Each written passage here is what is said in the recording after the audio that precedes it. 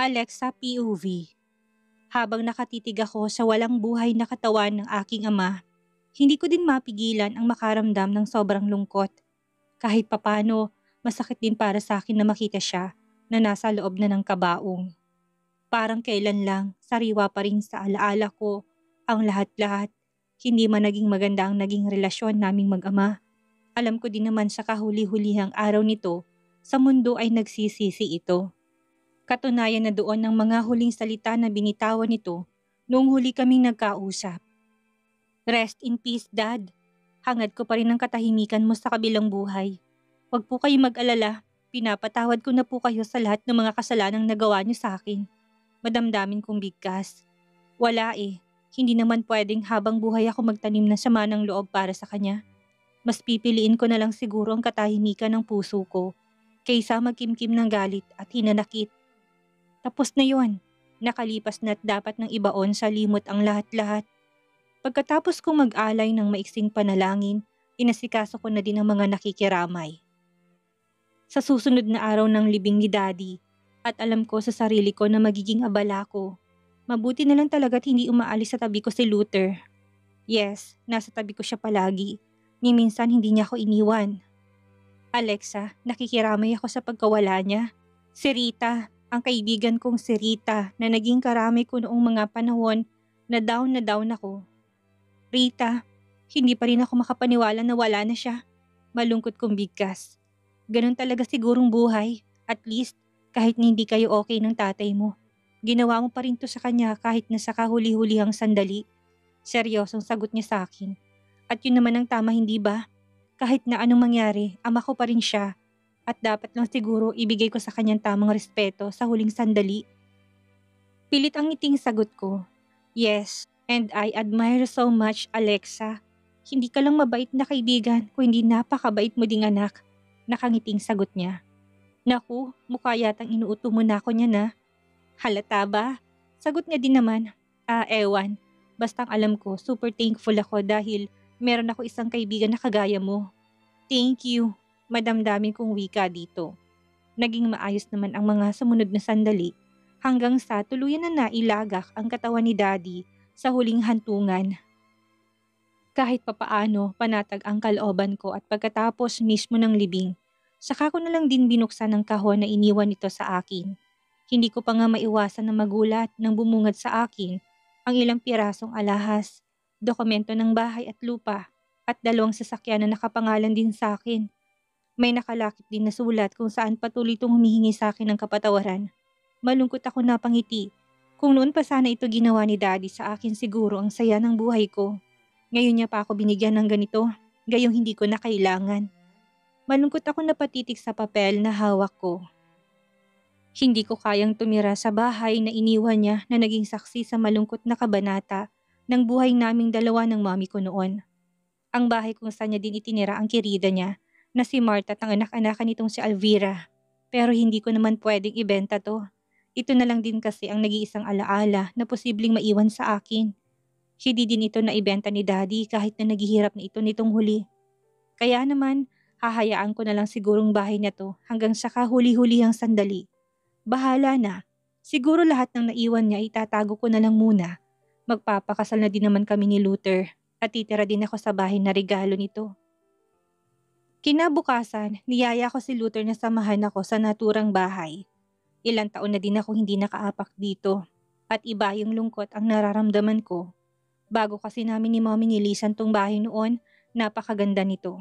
Buhay na buhay ang garden dahil mahilig si Mommy sa mga bulaklak noon pero ngayon, kay laki na ipinagbago.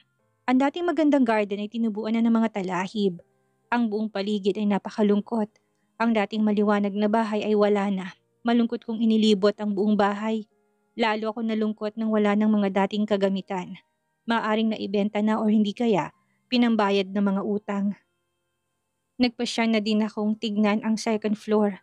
Kagaya ng first floor, halos ubos na rin ang mga gamit. Ang mga mamahaling paintings na nakasabit noon ay wala na. Para na itong bangkaroting bodega sa paningin ko. Gusto mo bang ipaayos natin ang bahay na ito? Kanina pa ako tahimik at mabuti na lang talaga. At nagsalita si Luther. Nakangiti kong ibinaling ang tingin dito at pilit na ngumiti. Huwag na lang, wala pa akong plano na kahit na ano sa bahay nito. Lalo na't wala din akong balak na tirahan dahil ayaw ko nang maalala pa ang bangungot ng nakaraan. Malungkot kong sagot sa kanya.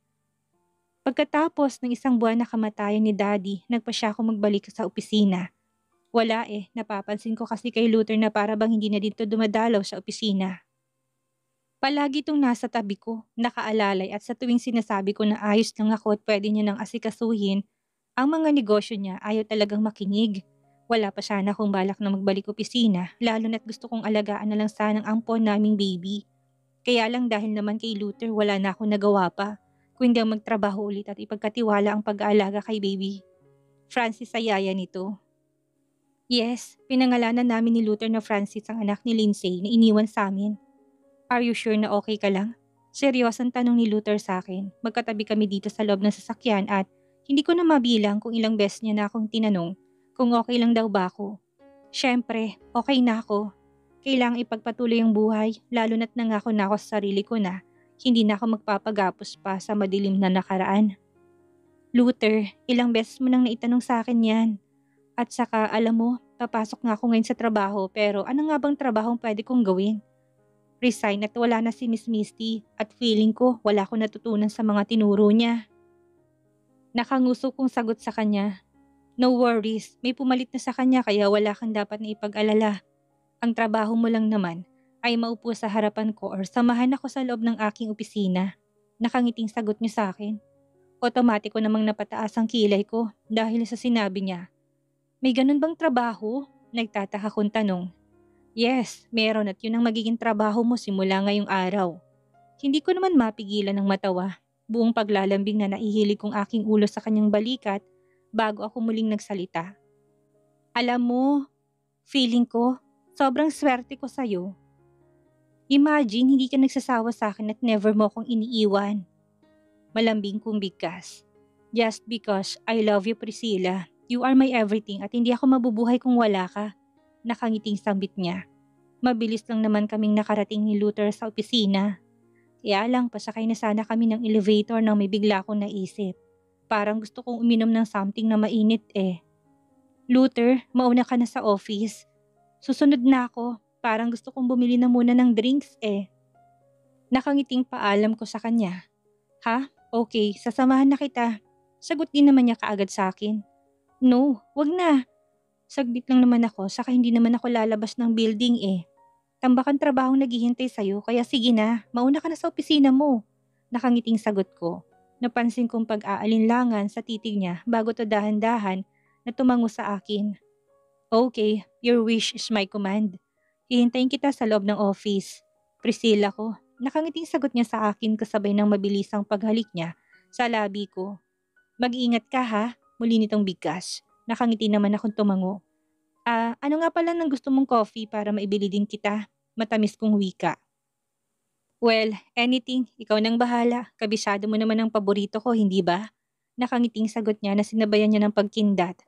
Yes, sagot ko din naman kaagad at mabilis na ako naglakad paalis. Diretso ako sa coffee shop na dito lang din matatagpuan sa building ng LMB Corporation. Nagsiserve sila ng masarap na kape pati na rin ng cookies and cakes. Umorder ako ng 2 kape at isang hot chocolate. Ibibigay ko kay Emerald ang isa. Bigla ko tuloy na miss ang babaeng yun. Dumating din ito sa burol ni Daddy pero hindi kami nagkausap ng matagal. Sobrang busy ko kasi talaga noon Take out please, nakangiting wika ko sa cashier. Pagkatapos kong sabihin ang aking order, pagkatapos noon naghintay lang ako ng halos 5 minuto at naibigay na din naman kaagad nitong order ko. Mabilis na akong lumabas ng coffee shop, magaan ang pakiramdam na naglakad ako patungo sa elevator. May mga nakasabayan ako pero hindi ko binigyan pansin pa. Abala kasing isipan ko sa kakaisip kung ano kayang trabahong pwede kong gawin sa opisina ni Luther. Habang paakyat ang elevator, pakonti naman kaming naiwang nakasakay. Hanggang sa pagdating ng 6th floor, bumaba ng halos lahat at 2 na lang kaming naiwan. Isang babae na nakakulay pula na blazer na pinarisan ng above the knee na pencil cut skirt. Hi, bago ka dito? Saang department ka naka-assign? Nagulat pa nga ako nang bigla tong nagsalita. Pilit naman akong ngumiti dito. Sa top floor ako. Sa tanong mo kung bago ako, well, medyo bago pa lang. Nakangiting sagot ko sa kanya. Mukha itong friendly, kaya kahit papano gusto ko siyang pakisamahan ng maayos. Top floor? Sa office ng CEO? Nakataas ang kilay na tanong nito sa akin. Nakangiti naman akong tumango. Yes, sa office ng CEO. Bakit may problema ba? Nagtataka kong sagot. Napapansin ko kasi na habang patagal ng patagal, paangas yata ng paangas ang pakikipag-usap ng babaeng to sa akin ikaw, saan ka naka-assign? Nakangiti ko namang tanong dito.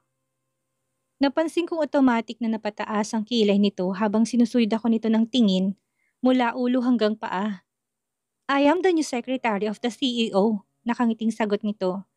Hindi ko naman maiwasang magulat, pasimple kong tinignan to mula ulo hanggang paa at hindi ko maiwasan ng makaramdam ng paninibugho. Shit, bakit parang sobrang sexy naman yata ng bagong secretary ni Luther? Ah, ganun ba? Ikaw pala yung pumalit kay Miss Misty. Seryosong tanong ko dito. Yes, I am. And I think sooner or later baka magiging misis pa ako ng CEO Nakangiti nitong sagot.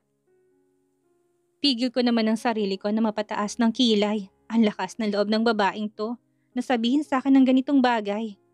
Grabe, nag-uumapaw ang self-confidence ha? Ikaw, anong papel mo sa CEO office?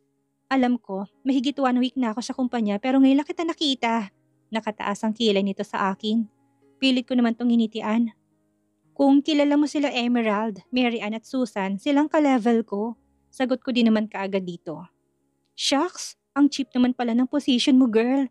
Isa ka lang palang hamak na office clerk. Sagot nito sa akin, hindi ko naman mapigilan ng mapangiwi. Akala mo naman kung sino. Ngayon lang din pumasok na opisina si Luther simula nung namatay si Daddy. At feeling ko hindi pa to nasigawan ni Luther. Well, makikita ng babaeng to. Tingnan ko lang kung hanggang saan ang angas niya kapag natikman niyang sigaw ng lalaking mahal ko. Sa naisip kong yun, hindi ko mapigilan ng mapangiti. Parang gusto ko tuloy paglaruan ng babaeng to. Total naman, ayaw kong itong maging sekretarya ni Luther. Gosh, baka walang ibang gagawin ng babaeng to kundi akitin ng lalaking mahal ko. Hindi ko talaga yung matatanggap. Anong iningiti-ngiti mo dyan? Nakataas ang kilay na tanong nito sa akin, pero hindi ko na to pinansin pa. Bumukas na kasi ang elevator at nauna na akong lumabas. Abat, bastos kang babae ka. Kinakausap pa kita at ang lakas ng loob mo para talikuran ako. Hindi mo ba alam na akong bagong sekretarya ng boss mo? Wika ng babaeng ewan na pagkalabas ko. Ano nga bang pangalan nito? Ewan. Hindi ako interesado. Ano ba? Huwag kang ngang bastos. Kinakausap pa kita Halos sumigaw ng bruha dahil ang lakas ng boses niya. Napatingin tuloy sa amin ng mga dati kong kasamahan. And of course, kasama na doon si Emerald na mabilis pang ngang napatayo sa kinaupuan nito nang mapansin ako. Si Alexa, narinig ko pang sambit ni Susan. Sa lahat ng mga ka-office mate ko, itong pinaka-chismosa. Kaya lang hindi ko maiwasang magtaka nang mapatitig ako dito. Mabilis tong nagbaba ng tingin. Ganon din sila Anne at Mary. Bingi ka ba? Or sadyang nagbibingi-bingihan ka lang? Well, kung ganyang katigas ang ulot ka bastos, hindi ako magdadalong isip na i-request sa HR department na sisantihin ka. Walang puwang ang mga bastos at walang modo na empleyado sa LMB Corporation. Mayabang nitong wika sa akin. Naku Alma, tama na yan. Shut up! Hindi ka kasali sa pag-uusap. Gusto mo ba na pati ikaw isasama ko sa request na sisantihin din? Abat ang bruha. Alma palang pangalan at mukhang mas matapang pa yata kay Luther ha? Gosh, I can't take it anymore. Hoy Alma, kilala mo ba kung sino yun sa harap mo ngayon? Iwasan mo nga yung angas mo. Nasa loob ng opisina niya si Mr. Blanco. At alam mo bang kanina ka pa niya hinahanap? Nakataas ang kilay na si Emerald. I don't care kung sinong babaeng to at hindi ako late no. Sakto lang ang dating ko. At saka ako ang executive secretary ng CEO kaya pwede kong gawin lahat ng nais ko. Pagmamayabang panawikan ni Alma. Pinagtaasan ko lang ito ng kilay, tinitigan mula ulo hanggang paa. Bago ako naglakad patungo sa pintuan ng opisina ni Luther. Grabe na talaga, ang lakas ng hangin. Maybe ako na lang yata mag-recommend ngayon kay Luther na tanggalin niya na ang mayabang na to ora mismo. Daig pang boss kung tapang ang pag-uusapan Hoy, saan ka pupunta? Abat, gusto mo pa talagang pumasok sa loob ng opisina ng boss ha? Muling wika ni Secretary Girl, sabay hawak nito sa baraso ko na siyang dahilan, kaya nabitawan kong hawak kong kape. Bumagsak to sa sahig at natapon. Kung kanina mahinahon pa ako pero ngayon bigla yatang umakyat ang dugo ko sa aking utak. Ang kape ko, ang kapeng pinaghirapan kong bilhin, natapon lang dahil sa kagagahan ng babaeng to. Gaga ka? At nagkalat ka pa talaga? Linisin mo! Hindi na nito natapos ang sasabihin. Dahil mabilis akong pumihit paharap kasabay ng pagtaas ng palad ko at lumagapak yon sa pisngi nito. Narinig ko pa nga ang sabay-sabay na pagsinghap nila Emerald pero wala na akong pakialam pa. How dare you? Ikaw babae ka ha? Kanina pa kita pinagpapasensyahan. Galit kong wika dito. Napahawak naman to sa pisngi habang tulala na napatitig sa akin. Hindi marahil nito inaasahan na makakatanggap to ng sampal mula sa akin eh. Walang hiyakang ba? Hindi na natuloy pang sasabihin nito nang bigla na lang bumukas ang pintuan at niluwa si Luther. Salubong ang kilay nito habang nakatitig sa nagkalat na mga inumin sa sahig. Anong nangyayari dito? Anong ibig sabihin nito? Halos dumagungdong sa buong paligid ang boses na tanong nito sa amin. Your new secretary. Natapon ang binili ko dahil sa kanya. Kaya nasampal ko siya. Sagot ko naman kay Luther. No, no sir. Look at my face. Sinampal niya po ako. Umiyak na sagot naman ni Alma. Nagkalat ang eyeliner at makeup nito sa pisngi kaya mukha na tong bruha.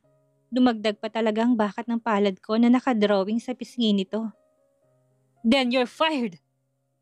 Galit naman na sigaw ni Luther sabay lapit at hawak sa kamay ko.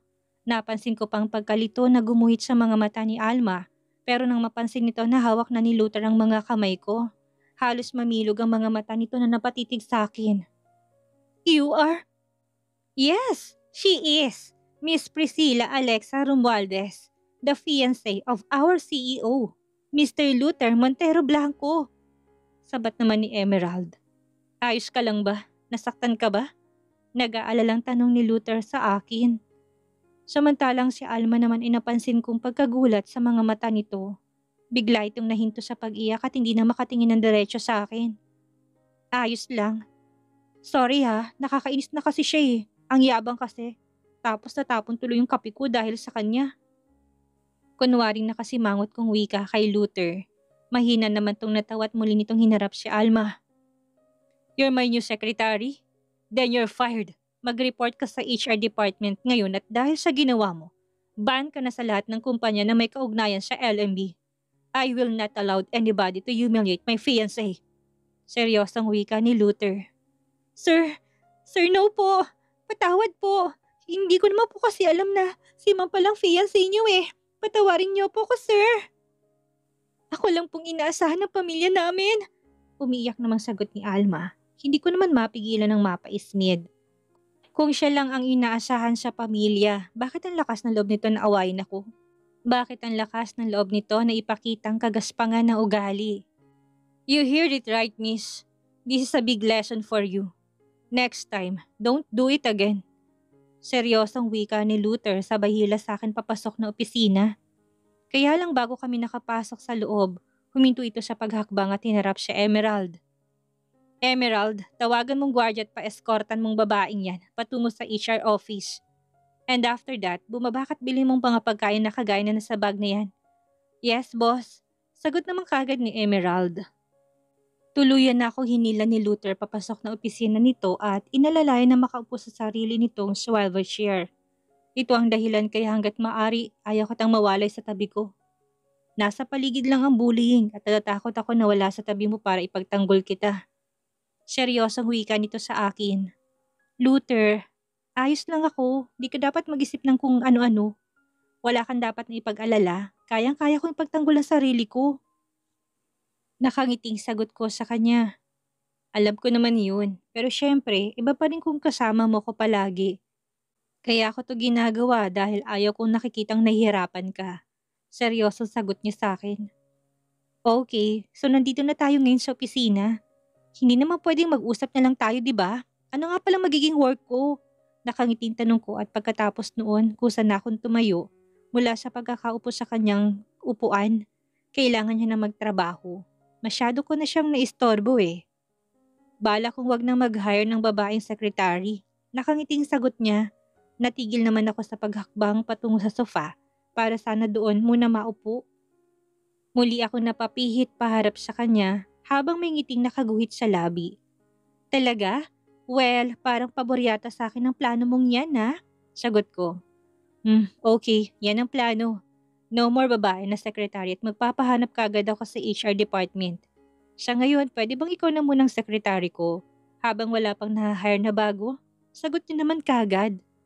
Sure, pero dun ako sa table ni Miss Misty.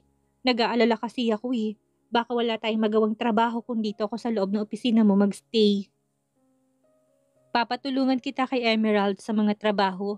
Medyo maraming responsibilidad ang pagiging executive secretary at ayaw katang mapagod.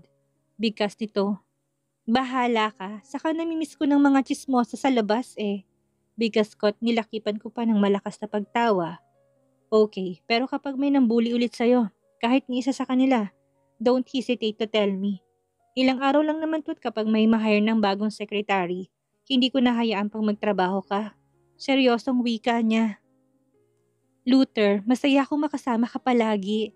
At saka, ayos na din sa akin na magtrabaho ako. Hindi naman pwedeng tutunganga lang ako tapos walang ginagawa. Ayos lang ako. Hayaan mo ako magtrabaho dito sa kumpanya para may pakinabang naman ako. Pabiro kong sagot. Isang malakas na pagtawang kumawala mula dito kaya naman nakitawan na rin ako. Pwede rin naman ako magstay sa bahay para alagaan ng baby. Ninampun namin pero parang mas gusto ko na munang ituon ng pansin kay Luther. Maayos naman ang anak ni Lindsay at sisiguraduhin ko na mabibigyan namin to ng magandang kinabukasan.